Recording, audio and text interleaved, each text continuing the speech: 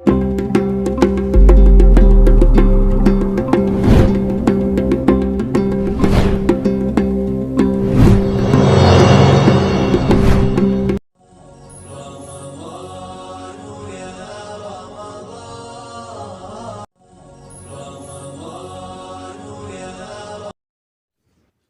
वालेकुम वरहमतुल्लाहि वबरकातुहू।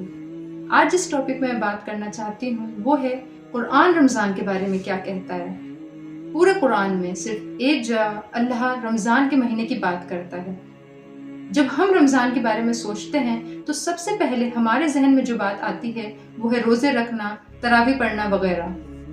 पर ज़बरदस्त बात यह है कि जब अल्लाह सुब्हानहू व तआला रमज़ान की बात कहता है, रमज़ान का तारुफ कराता है, तो वो उसे रोजे का महीना कह के नहीं कहता, सौम का महीना नहीं बताता। अल्लाह सुब्हानहू व तआला फरमाते हैं, शहरु रमज़ान अल्लज़ी उन्ज़िला फ़ीहिल कुरआन। रमज़ान का महीना वो है जिसमें कुरान नाजिल हुआ। दूसरे अल्फाजों में मैं कहूँ तो सबसे पहली चीज़ जब हम रमज़ान के बारे में सोचते हैं तो हमारे जहन में जो आनी चाहिए वो है कुरान। हम में से जो लोग इल्म रखते हैं और जो इल्म नहीं रखते हैं, यानी हमारे उलेमा और हमारी आम पब्लिक, दोनों ये बात जानती है कि रमज़ान वो महीना है जिसमें हम अल्लाह की कुर्बत हासिल करने की कोशिश करते हैं। रमज़ान महीना है जिसमें हम एक्स्ट्रा दुआ करते हैं, एक्स्ट्रा इबादत करते हैं। तौबा का महीना है, गुनाह छोड़ने का महीना है, ज़्यादा मस्जिद जाने का महीना है। तो अगर कोई इंसान इस्लाम को बहुत नहीं भी जानता है तो वो इतना तो जानता है कि रमज़ान वो महीना है जिसमें आप थोड़ा एक्स्ट्रा एफर्ट लगाते हैं अल्लाह की कुर्बत हासिल करने के लिए। और हर मुसलमान को इस बात का एहसास होता है। पर अल्लाह की कुर्बत हासिल कैसे हो?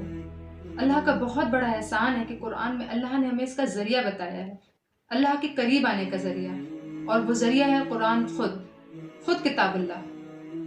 तो हम में से जो लोग इस रमज़ान में अल्लाह की कुर्बत हासिल करना चाहते हैं, इस रमज़ान के मकसद को पूरा करना चाहते हैं, तो उनके लिए रमज़ान का महीना कुरान का महीना होना होगा। हमें कुरान से ऐसा रिश्ता बनाना होगा जैसे हमारा कभी से कोई रिश्ता ही नहीं था, जैसे हम नए सिरे से शुरू कर रहे हैं।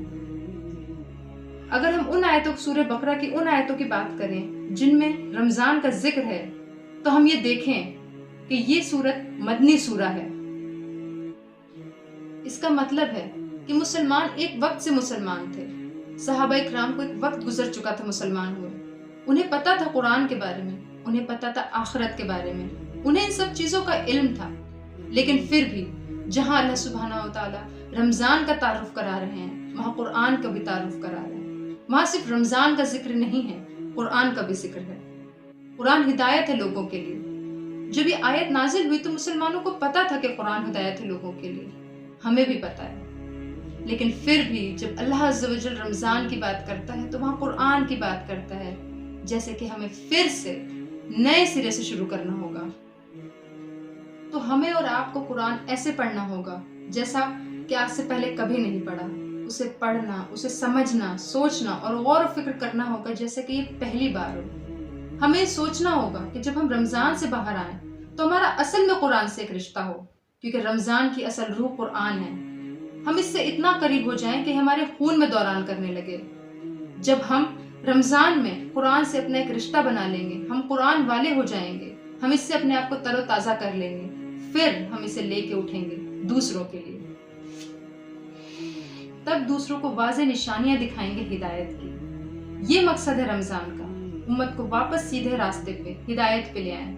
अब जरा सोचें, हमने रमज़ान को क्या बना दिया है। हमारे ख्यालात और इसका अजीम मकसद कितना मुख्तलिफ है।